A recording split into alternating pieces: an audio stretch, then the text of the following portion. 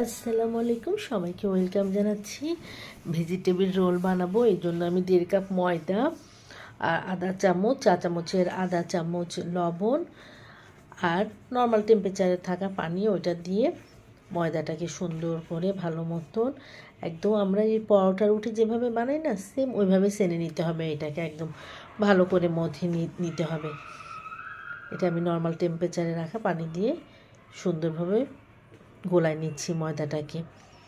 তারপরে সামান্য একটু হাতে তেল নিয়ে এটাকে আমি 20 মিনিটের মতন ঢাকনা দিয়ে ঢেকে রেস্টের জন্য রেখে দিব। এই যে সুন্দর করে আমার এটা মাখানো হয়ে গেছে। এরপর রোল বানানোর জন্য যেহেতু আমি ভেজিটেবল রোল করব, তার জন্য আমি পাতাকপি আর গাজর আর সামান্য অল্প একটু আমি তেল দিয়ে হালকা হালকা সব মশলা, পেঁয়াজ এগুলো সব দিয়েছি, একটু কাঁচামরিচ, গোলমরিচ, একটু আদা রসুন বাটা, সামান্য একটু চিনি আর লবণ তো দিতেই হবে। নামানোর আগে একটু বেশি করে ধনেপাতা দিয়েছি যাতে ফ্লেভারটা হয়।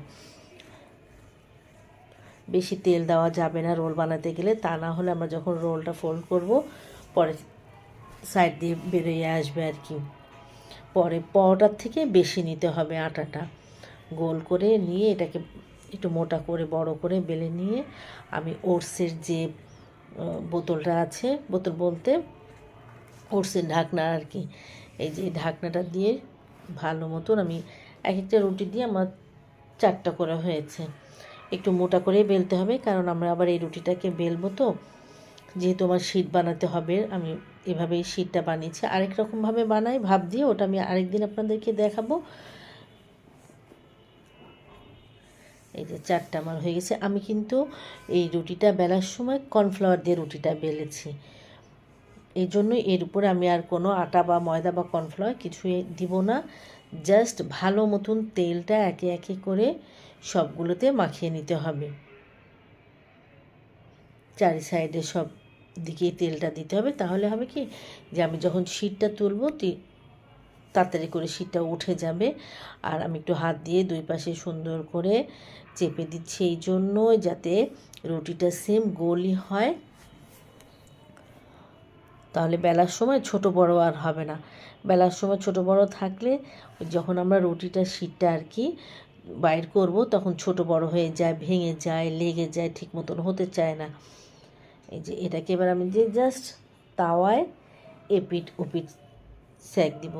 বেশিক্ষণ দেওয়া যাবে না। আর অনেকে আছে 6টা 7টা 5টা 4টা তো আমিই করছি, আমি 4টার বেশি এই রুটিটা বানাই না, আমার কাছে রিস্ক মনে হয়। এই জন্য আমি দেখছি যে আমি 4টা করে করলে একদম খুব সুন্দর আমার রুটিগুলো বেরিয়ে আসে। এই দেখেন এত ভালো লাগে এভাবে শীট বানাইতে, কত সুন্দরভাবে বেরিয়ে আসছে।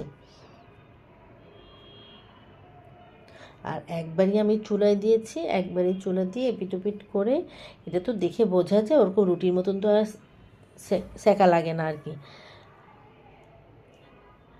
এত ভালো শীট মনে হচ্ছিল গতকালকে যেন শুধু শীটই বানাইতে থাকি আমি। দেখেন কত সুন্দর আলহামদুলিল্লাহ বেরিয়ে আসতেছে।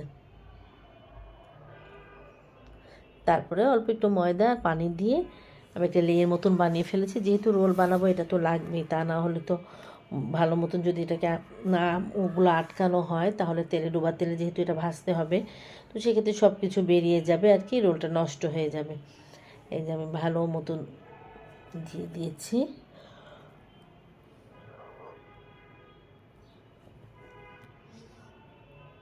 খুব সতর্কভাবে মুখটাকে আটকাতে হবে একদম। এভাবে ভালো মতন রোলগুলো করে ফেলবো। সামনে রোজা আসতেছে, ইনশাল্লাহ আপনাদেরকে করে দেখাবো। আজকে তো আমি যেহেতু ভেজিটেবল রোল করেছি, আমি চিকেন, বিফ এগুলোর রোল আপনাদেরকে দেখাবো, বা কীভাবে আরও কী কী করে রাখা যায় রোজার জন্য, এগুলো ইনশাল্লাহ আপনাদেরকে করে দেখাবো। এটা তো জাস্ট আমি বাসায় খাওয়ার জন্য করেছি, করে রাখলে এরকম ভালো হয়, কেউ আসলে দেওয়া যায়, নিজেদের বিকালের ঝামেলা বা টেনশন থাকে না। আর এটা ভাজার সময় তেলটা বেশি গরম হওয়া যাবে না, আস্তে আস্তে করে লো ফ্লেমে দিয়ে ভাজতে হবে, তাহলে অনেক ক্রিস্পি হবে এবং অনেকক্ষণ পর্যন্ত এটা থাকবে।